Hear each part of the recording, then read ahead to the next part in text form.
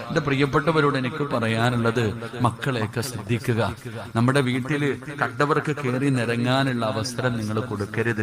എന്റെ പ്രിയപ്പെട്ട ഉമ്മമാരോട് ഉപ്പമാരോട് എനിക്ക് തരാൻ കഴിയുന്ന ഏറ്റവും നല്ലൊരു ഉപദേശം, നമ്മുടെ മക്കളെ നമ്മൾ സൂക്ഷിക്കുക. സ്വന്തം മക്കളുടെ കാര്യം വരുമ്പോ എല്ലാരും മാറും. എന്റെ മോളോ അങ്ങനല്ലടോ, എന്റെ മോൾ ഒരിക്കലും അങ്ങനെ ചെയ്യില്ല, എന്റെ മോൻ അങ്ങനെ ചെയ്യില്ല. അങ്ങനല്ല. നമ്മുടെ മക്കളെ കുറിച്ച് നമുക്കറിയാഞ്ഞിട്ടാ,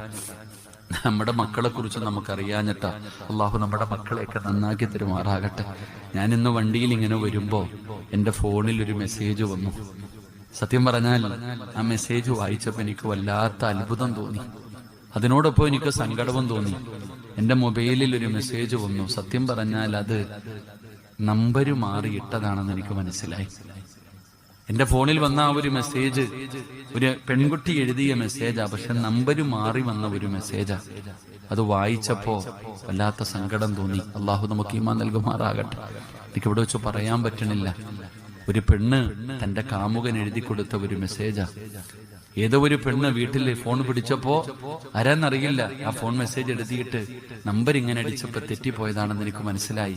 ആ കുട്ടി പറയുന്നുണ്ട്, ഞാൻ ടെസ്റ്റ് ചെയ്തപ്പോ ഞാൻ പ്രഗ്നന്റാ, എന്റെ കൈയും കാലും വിറയ്ക്കുന്നത്. അള്ളാഹു നമുക്ക് ഈമാൻ തരുമാറാകട്ടെ.